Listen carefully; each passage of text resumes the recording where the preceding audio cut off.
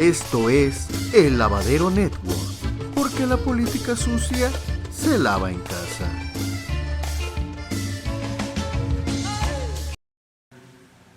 Todo lo que se puede. Y vamos a seguir trabajando en ese sentido.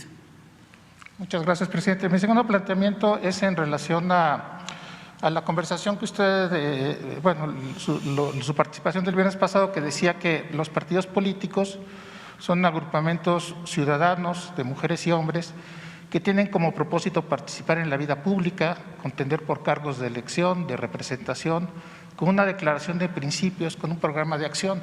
Pero también hay que recordar que los partidos públicos pues son entes públicos, generan, todos sus ingresos son del gobierno. Entonces, ahí hay una situación de los partidos políticos donde, por ejemplo, no sabemos cuál es la situación de sus trabajadores, no tienen sindicatos. Es más, el gobierno hace un compromiso de no permitir el outsourcing, el Poder Legislativo también lo hace, y no sabemos si los partidos en qué posición están. En el mismo sentido está la demanda que tenemos ahorita con el señor Salgado Macedonio, que está planteando toda una situación de reclamar que han sido vulnerados sus derechos simplemente porque no fue transparente en la presentación de sus informes. Entonces, aquí yo creo que lo que le pregunto, ¿cuál es el papel que tienen los partidos políticos, la responsabilidad que tienen? Se hicieron los cambios a la energía eléctrica y los partidos incluso convinieron entre ellos a acordar cómo aprobarla. No tienen compromiso con la ciudadanía. No sé si hay alguna manera de reclamarle a los partidos una mayor participación, un mayor compromiso. No que veamos lo que estamos viendo en la Cámara de Diputados, donde los partidos negocian entre ellos, se pasan diputados como si fueran monedas de cambio. Creo que debe de haber un compromiso con los partidos y le pregunto a usted cuál considera que debe ser la responsabilidad de los partidos como factores de educación política, de formación hacia la ciudadanía. Gracias. Bueno, no me quiero meter mucho en el tema, no quiero profundizar porque es un hilo muy delgadito. No vayan a pensar o a decir que me estoy metiendo en los procesos electorales. En lo general, porque esto tiene que ver con la democracia que nos importa a todos. En lo general, hablaba yo de que un partido político, en efecto, es una asociación de ciudadanos, es un agrupamiento de ciudadanos que se unen para luchar por principios, por ideales, para llevar a la práctica un programa, para participar en las elecciones, tener representantes en las cámaras, en los gobiernos municipales, estatales, federales. Eso es un partido. Y en efecto, de acuerdo a la Constitución, lo que tú dices, un partido político es una entidad de interés público. Así está establecido. Y tiene que informar, y desde luego no pueden actuar fuera de la ley y tampoco simular, porque antes existía también en la Constitución el que participaran los ciudadanos y se organizaran en partidos políticos, pero en la Constitución no se hablaba del fraude electoral.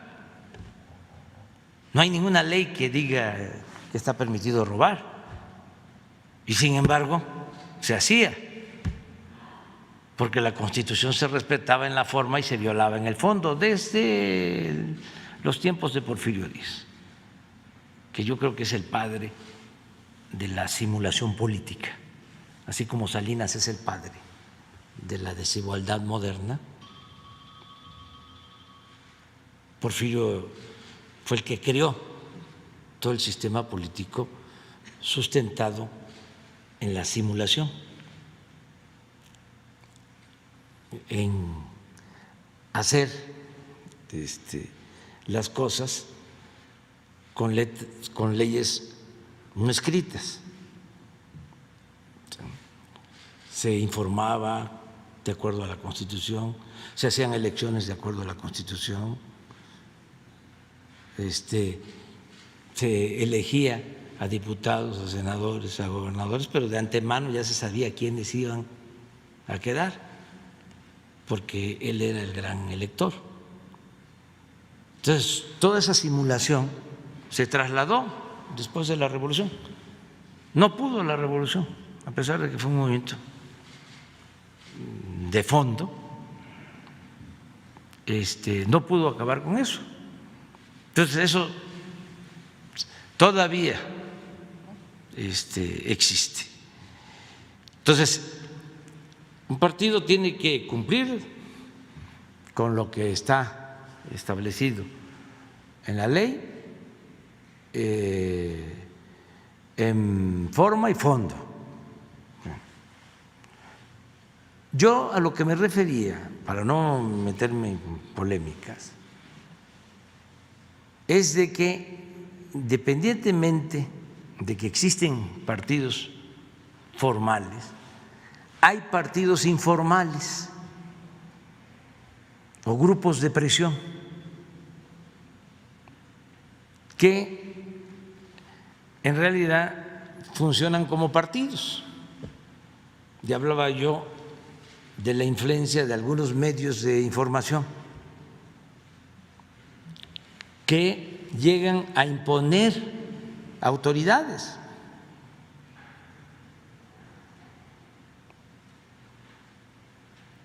No me voy a meter tanto en el asunto, pero antes una televisora podía inflar a cualquier personaje, o sea, como si se tratara de vender un detergente, un producto chatarra, con bastante publicidad.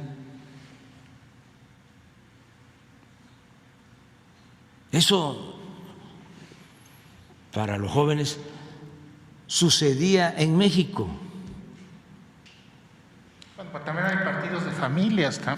Bueno, más otras cosas. Entonces, periódicos que todavía siguen queriendo poner gobernadores. Ya hablaba yo de un periódico del norte, de que ha puesto varios gobernadores y puro gobernador mediocre y ladrón, y todavía siguen con lo mismo. Pero lo más interesante es que, por ejemplo, ese periódico puede en una ocasión apoyar a un candidato de un partido y en otra ocasión apoyar al candidato de otro partido o a un candidato sin partido.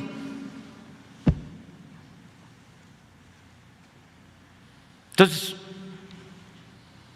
antes toda la culpa, ¿no?, se le echaba a los políticos. No los estoy defendiendo. O se le echaba a los legisladores. Toda la culpa a los partidos. ¿Cuándo? Partidos, legisladores, muchas veces eran títeres, instrumentos de los que realmente mandaban y decidían. Por ejemplo, todo esto que se sabe de los sobornos, de cómo compraron los votos para la aprobación de la llamada reforma energética. Y no estoy levantando ningún falso.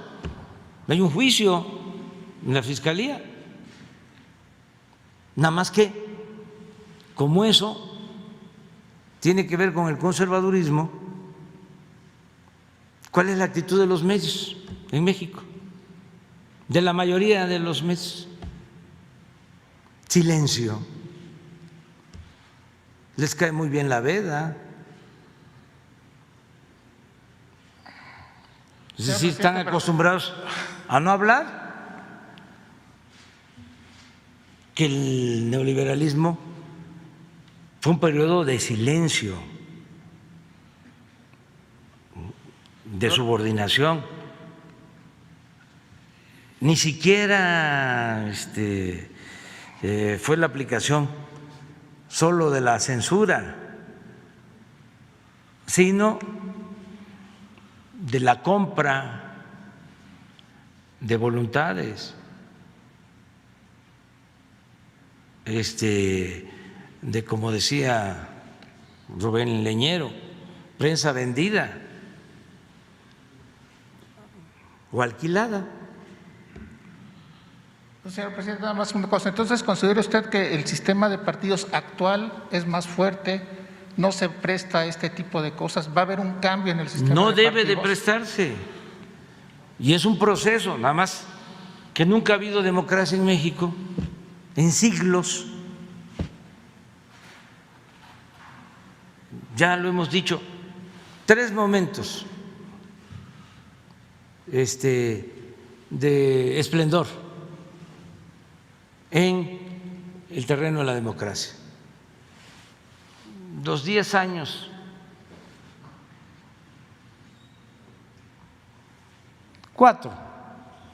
diez años de la República restaurada, del gobierno de Juárez y de Lerdo, de 1867 a 1876. Luego, Madero, apóstol de la democracia. ¿Cuánto duró el presidente Madero? Ya de diciembre del 11 a febrero del 13, que lo asesina. Nada. Después de 34 años de dominación porfirista, llega Madero buscando establecer una auténtica democracia en nuestro país y lo asesina. ¿Cuánto tardó? Muy poco ese esplendor. Luego, el 2000, Con Fox. se da por primera vez una alternancia. En décadas llega un partido distinto. Y ya sabemos lo que pasó. Y ahora que la gente dijo, queremos un cambio, nada más. Entonces imagínense todo lo que se viene arrastrando de costumbres, de vicios antidemocráticos. Entonces, vamos a tener un nuevo es Congreso, importantísimo que haya democracia y es importantísimo que se establezca el hábito democrático y no claudicar y defender todos el que las elecciones sean limpias, sean libres. Eso es una obligación. ¿Cómo conocían a México en el mundo, en este terreno? Como el país de los fraudes electorales. Entonces tenemos la oportunidad ahora que hay elecciones, que hay condiciones inmejorables, para que no se compre el voto, no se falsifiquen las actas, no se rellenen las urnas. Nada más que no puedo hacerlo, porque entonces sí me metería yo en un lío. Entonces, Pero si vamos a las redes y ponemos, por ejemplo, cómo se contaban los votos, porque ahí está. Contaban, ¿no? 1, 2, 3, 4, 5, 6, 7, 8, 9, 19, 20, 21, 22, 33, 34, 35. Total, 180 para el partido del que estaba contando. Nosotros nos pasó. O sea, lo puedo probar. Bueno, lo han dicho nuestros adversarios. Hasta se regodean diciéndolo. Pero en la elección del 2006, nuestro adversario sacaba más votos que los ciudadanos que habían en la sección electoral. Habían 350 ciudadanos, sacaba 550, 560 votos. sí, señor presidente. Entonces ya eso debe determinarse por completo. Entonces eso tiene que ver con la democracia, no es estar a favor o en contra de ningún partido, es sencillamente vamos a dejar al pueblo que decida libremente. No apostemos a el fraude. Sí, pero es que tengo la percepción de que ahorita el problema no tanto es de partidos, sino de personajes de la política que se amparan en partidos y que no son honestos, que no tienen un compromiso real con la ciudadanía. Pero al final eso, si hay democracia, lo resuelve el pueblo. Ojalá que así sea. O sea, porque también eso es importante. No pensar que el pueblo es tonto. Repito, tonto es el que piensa que el pueblo es tonto. La gente está muy consciente. En mi caso, en mi experiencia, ¿quién me ha sacado a flote siempre? El pueblo. El pueblo es mucha pieza. El conservadurismo desprecia al pueblo, no le tiene confianza al pueblo. Lo ve como una multitud manipulable,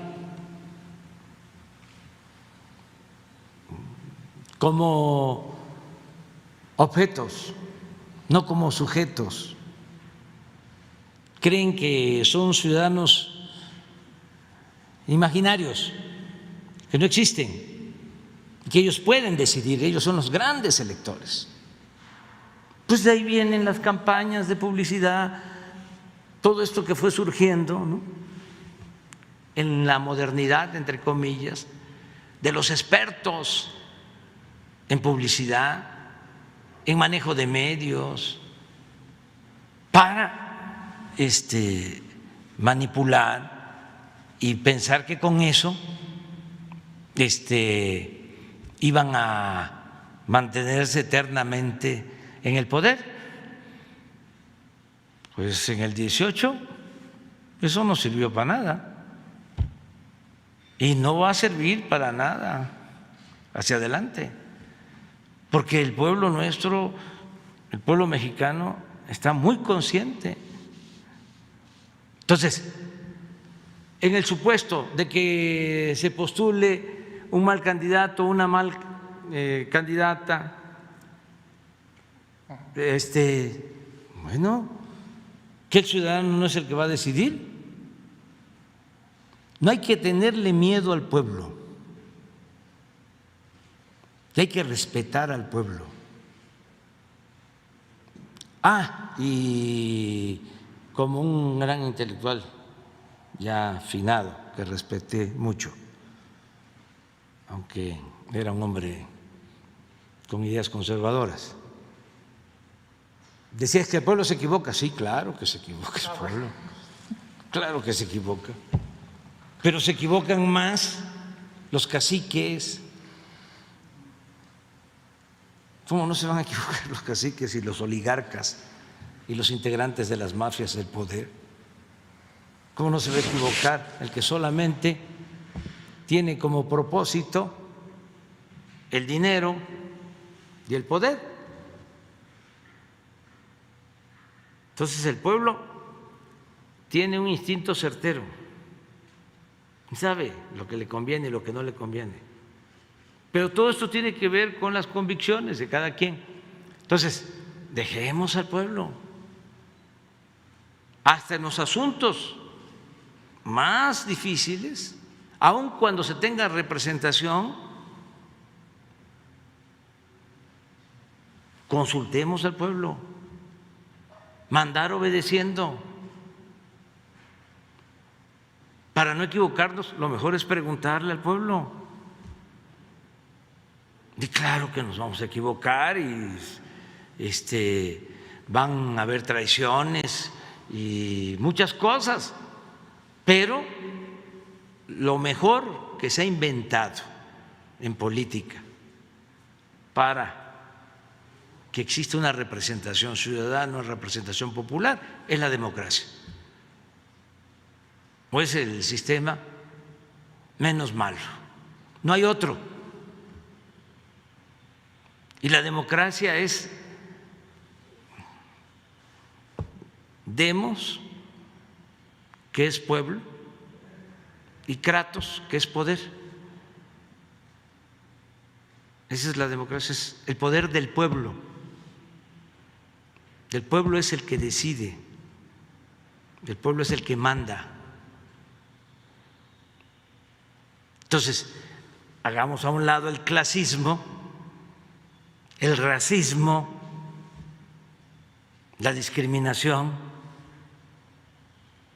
y pensemos que todos somos iguales y que así como nosotros tenemos capacidad para la reflexión y el análisis, también un campesino, un obrero, una trabajadora doméstica, un comerciante, un maestro, todos, de todas las clases sociales, tienen la misma capacidad para imaginar, crear y decidir sobre lo que conviene. Muy bien. Vamos con Erika. Buenos días, presidente. Buenos días a todos. Erika Ramírez, de la revista Contralínea. Presidente,